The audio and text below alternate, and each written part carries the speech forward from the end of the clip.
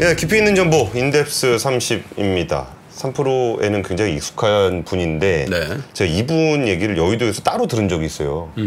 진짜 옛날에 주식 세게 하시던 분이라고. 지금도 세게 해요. 지금도 세게 하시네요. 그로스힐 자산운용의 김태형 대표님 모셨습니다. 안녕하십니까? 네, 안녕하세요. 네. 아, 저는 네. 그냥 항상 좀 따뜻해 보이고 친절해 보이고 막 그래가지고 되게 그냥 단순히 좋은 분이라고만 생각했었는데 아, 업계 후배들이 진짜 무섭게 하던 선배라고 막 그런 얘기들. 네, 뭐 세게 한 건 아니고요. 그냥 운용 자산 규모가 좀 컸었어요. 그 전에. 네. 그래서 오늘은 이제 뭐 4분기 전망 관련한 얘기들 좀 해주신다고 얘기 들었습니다. 네. 좀 어떤 얘기부터 시작해 볼까요? 네, 오늘은 그 4분기 전망도 전망이고 내년도에 대한 힌트도 조금 제가 찾은 것들이 있어서 같이 한번 공유해 볼까 하고요. 네. 그리고 중요한 거는 이제 8월 달에 좀 조정을 했잖아요. 그리고 이제 반등하고 있는데 지금 이제 그 반등이 진짜 계속 이제 우상향 추세로 상승하느냐 아니면은 뭐 일시적인 반등이냐 이런 부분들. 그래서 지금의 위치가 주식시장에서 지금 어느 정도의 와 있는지 경기 사이클하고 한번 대비해서도 좀 말씀드리도록 하겠습니다. 뭐 8월 조정 이유는 뭐 다 아시니까 이제 간단하게만 하나로 요약하면은 한 단어로 요약하면은 유동성 축소가 제일 컸던 것 같아요. 그러니까 이제 미국의 국채 금리 10년물 이런 부분들이 이제 4.3 이상으로 치솟으면서 레코드 하이를 기록했잖아요. 이런 부분이 상당히 유동성에는 부담이었고. 그리고 이제 정부도 계속 국채를 발행하고 있었고 이런 부분들 때문에 지금 이제 전체적으로 주식의 유동성을 빨아가는 이런 모습이었거든요. 근데 그 부분도 이제 점차 둔화될 거라고 생각을 하고 있고요. 그리고 지금 4분기부터는 또 다시 이제 단기 조정은 어느 정도 끝나고 우상향을 할 것 같은데 이제 방향이 이제 박스권에서 우상향 할 것 같아요. 그러니까 강한 상향이라기보다는 약간의 우상향 박스권에서 조금씩 올라가면서 이제 아까 그 전 시간에 말씀해주신 것도 이제 뭐 테마주들이 많이 오른다고 그랬잖아요. 그것처럼 이제 테마 위주로 이런 쪽으로 해서 좀 올라갈 것 같아요. 네. 그래서 그 부분은 이제 제가 준비한 자료로 근거를 한 번씩 말씀드리도록 하겠습니다. 네. 그래서 자료 보면은 지금 이 그 좀 큰 그림 제가 이제 자주 나오질 않기 때문에 그 큰 그림을 먼저 잠깐 말씀을 드리도록 하겠습니다. 이게 뭐 많이들 보시는 무라카미 구니오라는 일본의 그 차티스트 및 그 경제학자가 경기 순환 사이클을 갖다가 이런 식으로 나눴어요. 그런데 이제 재밌는 거는 경기야 뭐 침체기, 회복기, 화랑기가 있지만 이런 표현들을 많이 썼거든요. 이게 70년대 나온 책이에요. 그런데 유동성 장세라든지 뭐 실적 장세라든지 이런 부분들에 대한 얘기를 했죠. 그리고 역금융 장세. 그래서 지금의 이런 사이클로 봤을 때는 지금 어느 점에 와 있는지를 같이 한번 보고 싶은데 지금은 이제 누가 봐도 화랑기를 지나서 이제 후퇴기에 있는 거 아니냐 이제 이렇게들 보시고 있어요. 그리고 경기 침체가 올 거냐 안 올 거냐에 대해서도 논란이 좀 있는데 이 후퇴와 침체기를 같이 경험하고 있는 것 같은 느낌이 듭니다. 왜냐하면은 이 사이클이 그대로 안 맞는 게 이번에는 사실 40년 만에 가장 높은 금리가 나왔잖아요. 그렇죠. 아니, 물가가 나왔잖아요. 네, 물가도 그렇고 금리도 그렇고 이런 부분들은 우리가 이제 정상적인 사이클이랑 다르거든요. 공급망 충격이라든지 코로나라든지 이런 여러 가지 이슈 때문에 전쟁 포함해서 이런 부분 때문에 이런 사이클하고 정확하게 맞아 떨어지진 않지만 그래도 큰 그림에서는 지금 이제 후퇴기 여기 후퇴기에는 저금리라고 써 있잖아요. 근데 아직 저금리는 아니거든요. 그러니까 이게 헷갈리는 거죠. 여기서 보면은. 근데 주가는 하락하고 있었고 이런 부분들. 네, 그래서 지금 요거를 지금의 미국의 S&P 500이랑 이제 대입해서 한번 보겠습니다. 지금 이 차트를 보시면은 여기 파란색 선이 미국의 S&P 500 주가 지수고요. 그 다음에 빨간색 선이 미국의 10년물 국채금리입니다. 보시면은 제가 이 위에다가 달아놨어요. 이대로 실적 장세와 역금융 장세 이렇게 보는데 복잡하니까 비교적 최근 것만 보겠습니다. 그러면 20년에 그 코로나가 생기고 난 다음에 정부가 굉장히 많은 돈을 풀면서 유동성 장세가 일어났기 때문에 경기는 빠그러졌지만은 사실 미국의 주가 지수는 거의 신고가를 바로 기록하면서 올라왔던 게 유동성 장세의 힘이었고 그다음에 이런 유동성과 강력한 소비를 기반으로 해가지고 기업들 실적이 22년에는 좋았어요. 그래서 22년에는 이익이 증가를 했어요. 한 5% 이상 증가했습니다.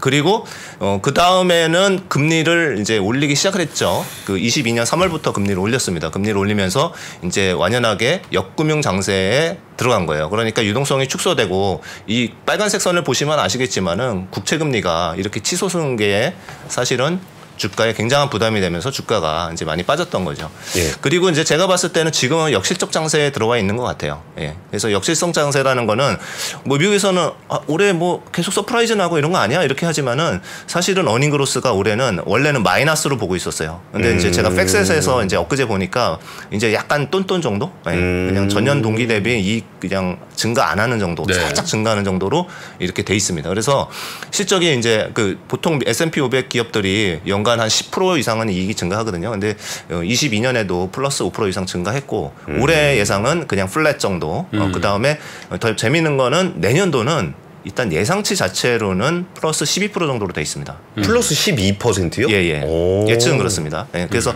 뭐 저도 그걸 다 믿지는 않을 것 같아요. 많이 이제 내년에 어닝 하향 조정도 좀 있을 것 같습니다. 그래서 지금 상황은 그렇다라는 거고. 대표님 이거 말씀 끊어서 죄송한데 예. 가끔 그런 데가 궁금할 때가 있어요. 이게 올해 전망은 안 좋은데 내년 전망은 좋다. 그러면 주식은 언제 사야 되는 거예요? 내년 전망이 좋으면 지금 그거를 사야지. 지금부터 사야죠. 네. 올해는 안 좋을 거라고 예상이 되더라도 네, 그게 이제 반영이 미리 된 것 같아요. 올해 안 좋은데도 주가는 사실은 연초 이후로 계속 올라갔잖아요. 예. 네, 나스닥도 많이 올랐고. 내년을 반영하고 있는 거죠 지금. 내년을 반영하고 있는 겁니다. 알겠습니다. 네, 그래서 아까 그 차트를 다시 한번 보겠습니다. 이제 제일 중요한 건 마지막 부분에 있어서.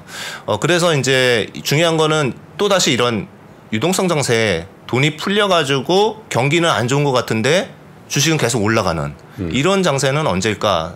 저는 생각해 보면은 내년도인데 내년도에 하반기가 되지 않을까 이제 이 정도 생각은 듭니다. 유동성 장세가. 예. 왜냐하면은 금리도 이제 5.5까지 올렸는데 저는 뭐 7월달에 올린 게 마지막 금리 인상이라고 생각합니다. 네. 그리고 이제 그 다음에 한 뭐 제일 오랫동안 금리를 올려놓고 그 버틴 기간이 1년이 넘어간 적이 없어요. 한 10개월, 짧게는 6개월. 그 다음에 내린다. 예, 그 다음에 내렸어요. 예, 그래서 뭐 물가가 정말 안 떨어진다 이래서 뭐 1년까지 가더라도 내년 하반기에는 금리를 분명히 내릴 겁니다. 그래서 그리고 만약에 경기 침체가 오더라도 빨리 내릴 거고요. 그래서 내년도 장세는 생각보다 그렇게 나쁘지 않을 거다라는 생각을 지금 먼저 말씀을 드리고 마지막에 다른 근거도 좀 말씀드리겠습니다. 예.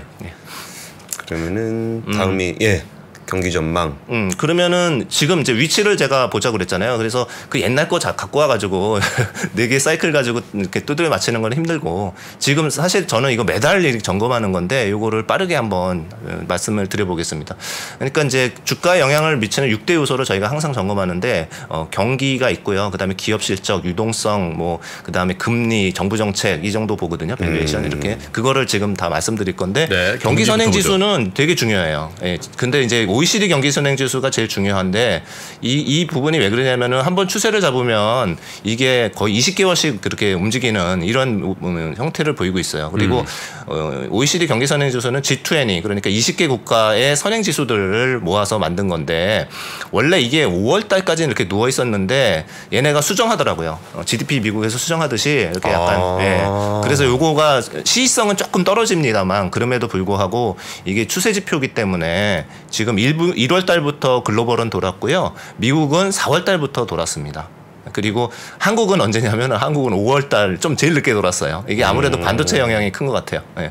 그래서 이제 5월 달부터 돌았다라는 부분이에요. 그리고 말씀드린 것처럼 추세 지수이기 때문에 이렇게 변동이 크지 않고 이렇게 쭉 올라가거나 쭉 내려가는 이런 모습인데 오른 지 얼마 안 됐잖아요. 이렇게 미국 같은 경우도 이제 지금 3달째 오르고 있는 거거든요. 경기 선행 지수가. 그렇기 때문에 선행 지수가 뭐 6개월을 선행한다고 하잖아요. 그러면 내년에 동행 지수로 보는 경기 같은 경우는 내년에는 뭐 이대로라면 좋아질 게 맞다라는 생각은 듭니다. 그리고 이거는 좀 참고로 그 S&P 500과 상관계수가 0.85 그래서 이렇게 높은 상관계수를 가진 지표는 저는 못 본 것 같습니다. 그리고 이 변곡점까지 딱딱 맞아 떨어지기 때문에 제가 OECD 경기 선행 지수를 굉장히 신뢰한다 이렇게 말씀드리겠어요. 그래서 이제 미국의 주가 지수 전년 대비 증가율하고 이 바닥하고 고점이 정확하게 나와요. 최근 거 제가 안 찍었는데 이번에도 똑같이 잘 맞았습니다. 두 번째로는 이제 GDP 같은 경우는 이게 후행 지표잖아요. 그렇죠. 그러니까 이제 GDP 결과치를 보는 것보다는 GDP 요새는 이제 너무들 공부를 많이 하셔가지고 아틀란타 연준에서 이거는 거의 뭐 실시간으로 나오거든요. 그러니까 뭐 데일리로도 나오고 경제 지표 발표하면 한 번씩 조정을 합니다. 그렇기 때문에 자주 들어가서 볼 필요가 있는데 이 부분이 지금 3분기에는 거의 5.6까지 보고 있어요. 그러니까 너무 세게 보고 있는데 2분기가 이제 GDP가 미국이 2.4를 잠정치로 나왔다가 2.1로 이제 낮추긴 했어요. 그런데 1분기 2%, 2.1% 이런데 3분기가 갑자기 5.6이라는 거예요. 그러니까 조금 틀릴 수 있는데 근데 여태까지는 잘 맞췄어요. 애틀란타 이게 제일 잘 맞췄고 그 다음에 항상 이제 리비전이 잘 된다 이렇게 보시면은 되기 때문에 일단은 3분기까지는 되게 높게 경기는 좋다 이렇게 봐도 되는 거죠. 미국 GDP가 5%가 나온다 그러니까 되게 실감 안 나네요. 네, 이게 이제 전분기 대비입니다. 전분기 대비 증가율을 연율화 시킨 거죠. 그래서 이제 5% 정도, 5.6으로 보고 있어요. 근데 요거는 또 다른 지표가 나오잖아요. 뭐 ISM 제조업 지수가 나쁘게 나오면은 또 내려요. 그러면서 계속 그렇게 하기 때문에 그래서 제가 이거 트래킹 할 만하다라고 말씀드린 거예요. 알겠습니다. 자, 네. 다음은 물가? 네, 뭐 한번 물가 볼까요? 그러면 순서대로 하시죠. 네, 순서대로 보겠습니다. 네. 물가 중요하죠. 왜냐면은 이것 때문에 유동성이 뭐 좌지우지되고 정부 정책도 결정이 되기 때문에 보면은 마침 9월 1일 날 여기도 이제 클리블랜드 연준인데 얘네도 이제 인플레이션 나우 캐스팅이라고 그래가지고 계속 실시간으로 보고 있죠. 네. 근데 이제 8월 달 거의 예측치가 이렇게 나와 있어요. 코어 CPI로 보시면 될 것 같고 코어 PC 두 가지만 보겠습니다. 그래서 지금 전월이 4.7이었거든요. 네. 그런데 코어 CPI 8월 예상 그러니까 9월 초에 우리가 이거를 보겠죠. 그런데 요거는 4.5로 보고 있어요. 그러니까 떨어지고 있다라는 거죠. 그 다음에 코어 PC도 8월 달께 4%, 그 다음에 9월 달 것까지 나왔어요. 그러니까 9월 예상치까지 나오는데 더 10bp 이상씩 다 이제 둔화가 되고 있죠. 예. 그러니까 연준이 보는 거는 요 두 가지잖아요. 예. 그러니까 근원 물가를 보는 거기 때문에 지금 약간 시장에서 불안한 거는 뭐냐면 그냥 헤드라인 CPI는 사실 다시 튀거든요 위로. 그래서 이제 3.2까지 밑으로 찍었다가 다시 이제 8월 달 그 결과가 나오면은 9월 달에 볼 수 있는 거는 뭐 3.8로 튄다고 보고 있어요. 그래서 조금 사람분들이 헷갈릴 수 있는데 중요한 거는 이제 연준은 이걸 보고 있고 두 번째는 완연하게 지금 떨어지고 있는 모습이 보이는데 이거 예측하기가 좀 어렵잖아요. 그래도 지금은 이제 우리를 괴롭히는 것들이 많이 이제 떨어졌어요. 그러니까 뭐냐면은 제일 중요한 두 가지만 여기 넣어봤어요. 그러니까 뭐냐면은 슈퍼코어 인플레이션을 우리가 또 얘기를 많이 하잖아요. 주거비가 하도 이제 못 살게 구니까 주거비 안 떨어지니까 주거비도 빼고 보자. 실제 소비 관련한 것만 보자라는 게 이제 슈퍼코어 인플레이션이잖아요. 근데 이것도 전년 동기 대비 그려보니까 이렇게 떨어지고 있고 그 다음에 지금 이제 임금 상승률이 안 떨어진 것도 사실은 이제 둔화가 되고 있습니다. 그래서 이런 부분들이 경기가 조금씩 둔화되는 게 맞아요. 특히 이제 소비 쪽 관련해서 이런 거는 주식이 되게 좋아요. 지금 상황에서는. 왜냐하면 유동성이냐 소비냐 이렇게 봤을 때는 지금 소비는 필요 이상으로 너무 과열돼 있다. 경제 성장률 아까 5%대 봤잖아요. 예, 예. 그렇게까지 성장하면은 부담되지 않습니까? 그렇죠. 네, 그게 그러면 그거보다는 오히려 둔화되게 나오는 지표들이 나올 때마다 오히려 유동성 측면에서는 긍정적이다. 이제 이렇게 보고 있습니다. 네. 그리고 이제 마저 하면은 그 주거비 쪽에서 이제 렌트만 빼서 이제 한번 본 건데 어차피 잘 아시는 그 하우징 관련한 CPI가 기여도가 40% 이상 되기 때문에 여기 차트 보시듯이 그렇기 때문에 이제 여기 떨어져야 되는데 이제 서서히 둔화가 되고 있어요. 렌트 같은 경우도. 네. 그렇습니다. 그래서 물가가 그러면은 금리는 사실은 이제 물가의 함수잖아요. 예, 예. 그래서 이제 굳이 이제 분리를 한다 그러면은 금리라는 거는 명목금리를 우리가 항상 보고 있는 거고 아까 미국 국채 4.3%라는 것도 명목금리인데 그 안에는 경기를 담당하는 실질금리가 있는 거고 그 다음에 플러스 인플레이션 네, 그거를 더해서 이제 지금 우리가 보고 있는 게 물가잖아요. 네. 근데 이제 그거를 한번 보겠습니다. 근데 아까 전에 그 소비가 조금 안 좋으면 유동성 측면에서 괜찮다는 거는 이제 금리를 올릴 거라는 불안이 조금 덜해서 그런 건가요? 그렇죠. 예, 예. 정부 정책이 계속 그 타이트닝 그러니까 이제 옥죄는 거에서 이제 약간 푸는 쪽으로 바뀔 수 있다라는 거죠. 왜냐하면은 그게 소비가 둔화돼야 물가가 더 자극이 안 되기 때문에. 그렇죠. 네. 알겠습니다. 그럼 금리 같이 보실까요? 네, 금리는 뭐 간단하게만 말씀드리겠습니다. 제가 이걸 굳이 명목금리와 실질금리를 같이 그려놓은 거는 원래 실질금리가 마이너스까지 갔었어요. 예, 그랬다가 경기가 안 좋은 상황인 건데 요새 올라오는 속도는 실질금리가 훨씬 더 빨리 올라와요. 이거는 쉽게 말하면 아까 말씀드린 GDP 성장률이 예상치보다 너무 높으니까 지금 국채 금리가 이렇게 높은 이렇게 레코드 하이를 찍고 있는 거는 예. 물가는 떨어졌는데 여기 이 명목금리는 물가 더하기 실질금리라고 말씀드렸잖아요. 근데 이 물가는 떨어져서 원래 이게 명목금리도 떨어져야 되는데 경기가 너무 좋아서 이런 모습이 나오는 거예요. 네. 그리고 경기가 좋으니까 실질금리가 상승한다는 거고. 그러니까 물가는 기억하시면은 뭐 9.2 찍었다가 레코드 하이로 그냥 헤드라인으로만 보면 그다음에 이제 3.2까지 내려왔잖아요. 그렇기 때문에 지금 요인은 미국의 국채가 4.3까지는 너무 높다 부담된다 이랬는데 그러려면 여기서 죽이려면 뭐가 죽여야 되냐면 이 경기가 죽어야겠죠. 경기가 이제 슬로우 다운 되면은 그런 기대가 있다 그러면은 예. 지금 국채금리 4.3이나 정책금리 5.5가 여기서 위로 간다기보다는 아래로 내려올 가능성이 높다는 거예요. 그리고 물가는 아까 말씀드렸잖아요. 그러니까 추세적으로 좀 하향 안정된다. 그리고 코어 쪽을 정부 정책 이제 정부 페드에서 보는 코어들이 다 떨어지고 있어서 헤드라인 3.8로 뛰어도 그렇게 크게 걱정할 필요는 없을 것 같습니다. 네. 자, 그러면은 제가 이제 뭐 금리 가지고 뭐 이럴 것 같다라고 말씀드리는 것보다 저희는 늘 통계적으로 좀 많이 말씀을 드리는데 통계적으로 그러면 이렇게 한번 말씀드려 볼게요. 미국에서 정책 금리를 딱 동결했잖아요. 예. 그게 7월이 될 수도 있고 아니면 11월에 하면 11월이 될 수도 있겠죠, 올해. 그런데 그 다음부터 6개월의 주가가 어땠는지를 제가 한번 통계를 보여드리겠습니다. 이 차트를 보시면은 이게 이제 골드만삭스가 조사한 자료인데 여기 0이라고 찍혀 있는 게 이제 마지막 금리 인상이에요. 그래서 금리 인상이 여기서 딱 멈췄다. 그 다음에 주가가 S&P 500 기준으로 떨어진 적이 한 번 있네요. 네, 2000년. 그러니까 이때 닷컴 버블 있을 때 이때 워낙 많이 올랐었기 때문에 떨어진 것 같아요. 네. 버블이었으니까요. 네. 그래서 이때 같은 때가 지금은 그렇다고 해서 지금 그 정도 버블은 없잖아요. 그러니까 이런 거를 제외하고 나머지는 지금 5차례 정도가 다 올랐어요. 그래서 약 80% 확률로 동결한 다음에 3개월 차에서부터 해서 6개월 차 요 사이에 좀 많이 올랐습니다. 그래서 6개월이 지나고는 다 올라 있었다. 그다음에 12개월까지도 다 올랐다. 이런 부분들도 사실은 뭐 많은 함의를 주죠, 저희한테. 네, 그래서 내년에 좋다 그러면은 의심할 수 있잖아요. 네. 네, 네, 말씀하십시오. 그 의심돼서 지금 네. 여쭤보는 건데 네. 금리 인상을 종료한다라는 거는 그 경기가 받아들일 수 있는 한계까지 금리를 올렸다는 거잖아요. 그렇죠. 그럼 그 뒤로는 이제 경기가 좀 둔화되고 침체되고 그런 쪽으로 갈 정도로 금리를 올린 상황이 될 건데 그 이후에 이렇게 주가가 좋게 나타나는 거는 통계적으로 그렇다니까 그렇게는 생각이 드는데 경기가 안 좋아질 것 같은데라는 생각이 자꾸 들어가지고요. 네, 그 말씀도 일리가 있는 게 이제. 금리를 지금 내린 거를 보여드린 건 아니고 멈췄을 때를 보여드린 거잖아요. 근데 보통 내릴 때가 경기 침체가 왔을 때 내린 경우가 굉장히 많습니다. 그래서 이제 과도하게 올렸다가 좁은 패스에서 잘 갔어야 되는 건데 과도하게 올렸다가 경기가 망가져가지고 급하게 내리고 이런 상황들이 있어서 정상적인 사이클에서는 금리를 정책금리예요. 금리를 내릴 때 주가가 빠진 경우가 더 많았어요. 네. 정책적. 그런데 경기가 금리가 스톱돼 있는 상태가 더 좋았다는 얘기죠. 네, 스톱돼 있을 때 한 1년간이 좋았다라는 거고. 그리고 그게 왜 그러냐면은 제가 정상적인 사이클이라고 얘기한 게 한 40년 동안은 그랬어요. 40년 동안은 이제 그랬고 그 다음에 하나는 금리를 올릴 때도 주가가 같이 올랐었어요. 그러니까 올릴 때 올라가고 빠뜨릴 때 같이 빠지고 이랬는데 이번에는 반대였잖아요. 미국도 금리 올리는 동안에 빠졌죠. 주가가 왕창 빠졌잖아요. 네. 그러다가 지금 회복하는 거잖아요.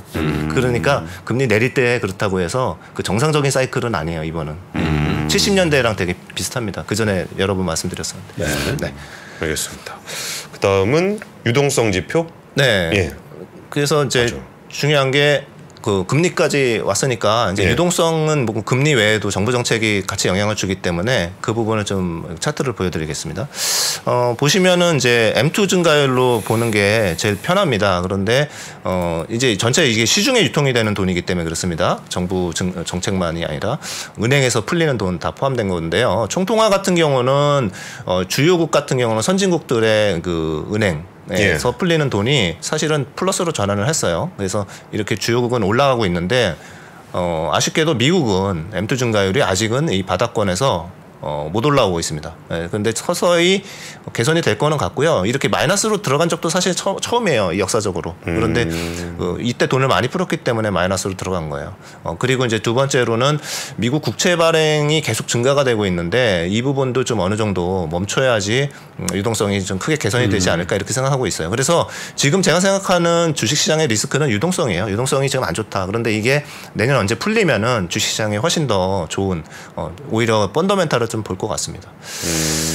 그리고 좀 재밌는 게 제가 이런 자료를 좀 찾았는데 지금 이제 우리가 이제 이코노미스트들 나와서 말씀하실 때 이제 연준이 그 유동성 통화 정책에 대해서 많이 얘기를 하잖아요. 그런데 재정 정책을 볼 필요가 있어요. 그 재정 정책 같은 경우는 사실은 이제 QT를 하면서 돈을 흡수하는 거는 막고 있는데 사실은 미국 정부 같은 경우 트레저리 재정부에서는 돈을 엄청나게 풀고 있어요. 그리고 그거를 한번 이 차트를 갖고 왔어요. 재무부에서 갖고 온 차트인데 자 여기 이렇게 선을 쳐놓은 게 뭐냐면은 이때가 이제 바이든이 IRA랑 칩스 액트라고 그래서 반도체 법안을 갖다가 사인한 때예요. 예. 이때부터 돈이 얼마나 풀렸나 보시면은 이 차트는 아니지만 6개월간에 증가한 것만 1,000억 달러가 증가했습니다. 그러니까 135조 원 정도를 원래 쓰는 돈에 추가로 얹어서 넣은 거예요. 예. 그리고 이제 정확한 통계는 2,000억 달러입니다. 2,000억 달러. 2,000억 달러를 썼어요. 근데 그 또 6개월간에 이만큼 쓴 거예요. 그래서 이렇게 이제 차트에서 보시면 그럼 어디다 썼는지를 보면은 이게 그 인프라 투자에 쓴 거예요. 미국 제조업 건설 투자에 쓴 겁니다. 그리고 좀 더 세분화해서 보면은 여기에 보면은 이 파란색 선이 바로 전기전자거든요. 컴퓨터, 전기, 전자인데 이게 당연한 게 뭐냐면은 예를 들어 2차 전지 공장이라든지 그다음에 반도체 공장이라든지 이런 거 쓰고 있는 거에 보조금 준 거예요. 네, 그래서 제가 다른 통계를 보니까 미국에 기업들이 들어와서 새로 공장을 짓고 하는 그 전 세계 그 기업들 수가 440개가 넘더라고요. 네. 우리만 해도 웬만한 데 다 들어가고 있으니까. 네. 그러니까 우리가 요새 미국 투자 하도 해가지고 그러니까. 그 베트남 투자 안 해갖고 베트남 경기가 안 좋다는 얘기까지 나올 정도더라고요. 네. 아, 그래서 정리하면 우리가 이제 6월달인가 7월달에 그 미국의 정부 부채 한도 가지고 막 그랬었잖아요. 그래서 아니 무슨 뭐 공무원에 이렇게 돈을 많이 쓰나? 뭐 그다음에 이자율이 올라서 그런가? 그런 거 이자율도 영향이 큽니다. 그렇지만은 그 IRA 법안이 굉장히 큰 역할을 했다. 그래서 결국은 정부는 전체에 있는 물가를 잡아야 되니까 전 시장에 있는 유동성은 통화 정책으로 이렇게 빨아들이고 있는 반면에 그 돈을 더 빌려다가 정부는 타겟해서 핀포인트 해가지고 제조업 쪽에다가 쏟아붓고 있었다는 거죠. 그러니까 돈이 완전히 빠지기만 한 건 아니에요. 네. 연준의 역할과 정부의 역할은 다르게 가고 있었어요. 그러니까 금리 그렇게 올려놓은 게 무색할 정도로 정부가 돈을 많이 썼네요. 예, 많이 썼어요. 그러니까 이거 지금 쓴 거에 그 2,000억 불이라는 거는 제조업 건설 관련한 투자만 지금 제가 말씀드린 거예요. 그러니까 다 합치면은 훨씬 더 많겠죠. 미국이 큰 나라예요, 보면. 그렇죠. 저 6개월 동안에 저렇게 큰 돈을 썼는데도 표도 안 나잖아. 네. 그러니까 저는 무슨 부채한도 뭐 동결한다 그래가지고 뭐 되게 아껴 쓰는 줄 알았네. 네. 그러니까 평소에 2배를 쓴 거고 이제 너무 빠그라지면 안 되니까 이런 부분이 있는데 이것도 되게 좋은 힌트가 되는 것 같아요. 왜냐하면 지금은 소비가 둔화되기 시작했잖아요. 이제 막. 그럼 걱정하는 게 제조업은 너무 안 좋다 계속 그러는데 제조업이 내년에 좋아질 것 같아요. 공장 지금 짓고 있거든요. 1년째 짓고 있는데 내년에 완공되는 공장 많거든요. 그러면 이제 거기서 고용해야죠. 또 그다음에 생산해야죠. 이러면은 제조업 경기가 지금보다는 많이 개선될 가능성이 높습니다. 네. 알겠습니다. 그다음은 실적. 네, 실적은 그냥 간단하게 말씀드릴게요. 그냥 상향 조정 추세로 바뀌었다. 이 정도 이렇게. 그러니까 예를 들면은 이제 미국의 기업 추정치 변화는 이거 팩스셋인데 야든이군요. 야든인데 뭐 이렇게 좀 계속 하향 조정되다가 이제 약간 플러스권으로 간다.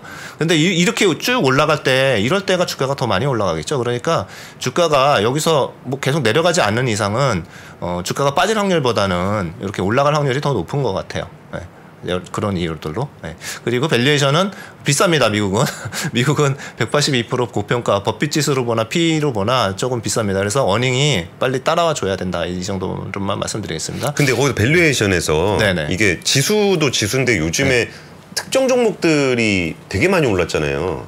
그리고 이제 나머지들은 좀 소외되어 있는 경향이 지수 영향이 큰 종목들이죠. 그렇죠. 예. 네, 그러면은 그런 것들이 그럴 때는 어떻게 봐요? 물론 이게 지수는 지수대로 보긴 해야 되는데 워낙 그 빅테크들만 중심으로 올라가지고 그 그걸 그냥 통으로 비싸다 그럴 수 있나 싶어가지고. 네, 되게 좋은 질문이세요. 왜냐하면은 이게 이제 이게 핑계일 수가 있어요. 항상 밸류에이션 정당화 시킨다고 그냥 핑계를 댄다고 그러는데 그런데 굉장히 큰 IT의 사이클들이 새로 생겼을 때 예를 들어 스마트폰이 생겼거나 인터넷이 보급됐거나 이런 식의 굉장히 큰 흐름이 생겼을 때 이런 현상들이 나타나는데 그 AI 붐이 지금 끝났다고 생각하는 사람은 없잖아요. AI가 이제 연습용으로 나와가지고 이제 이런 거야라고만 보여준 거지 이걸 어디에 접목해가지고 큰 돈을 벌었다는 기업은 아직은 별로 없어요. 주가가 먼저 선방향하면서 올라가는 거죠. 기대치 때문에.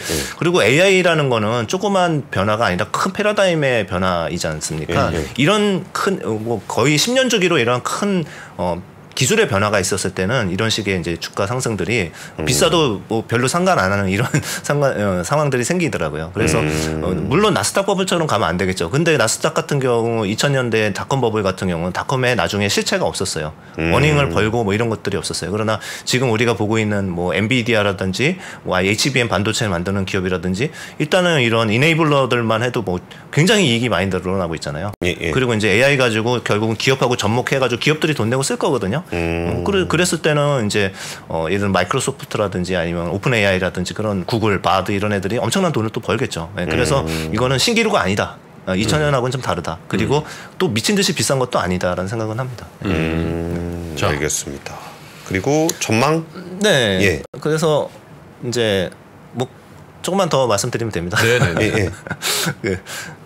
제가 수급까지 말씀드렸나요? 저 수급 말씀드릴게요. 밸류에이션인데 수급도 봐야죠. 저희 같이 이제 투자하는 사람들은 이게 이제 너무 과열되면은 조금 줄이고 이러거든요. 그래서 저희는 실질적으로 이 탐욕 지수에 계속 들어가 있었고 투자 심리 서베이도 이게 이제 불앤베어인데 이제 불리스트가 굉장히 많았을 때 이럴 때는 주식 비중을 좀 줄입니다. 그래가지고 8월 초에 저희가 주식 비중을 확 줄였다가 지금 이제 8월 말부터 다시 올리고 있는 상황으로 봐주시면 될 것 같습니다. 저희는 이제 그런데 이제 올라가는 상황에서는 여기 익스트림 피어로 잘 안 가요. 이렇게 공포 침체로 잘 안 가고 여기서 왔다 갔다 합니다. 그리고 여기에 익스트림 그리드라고 굉장히 탐욕으로 가더라도 상승장에서 이거 잘 안 맞아요. 이거는 밑에서 공포가 3개월 이상 진행이 됐을 때는 그때 무조건 사야 되는 건 맞거든요. 확률적으로. 그런데 여기 갔다고 해서 다 팔아야 되는 건 아닙니다. 그래서 그냥 이제 수급이나 심리를 지금 말씀을 드린 거예요.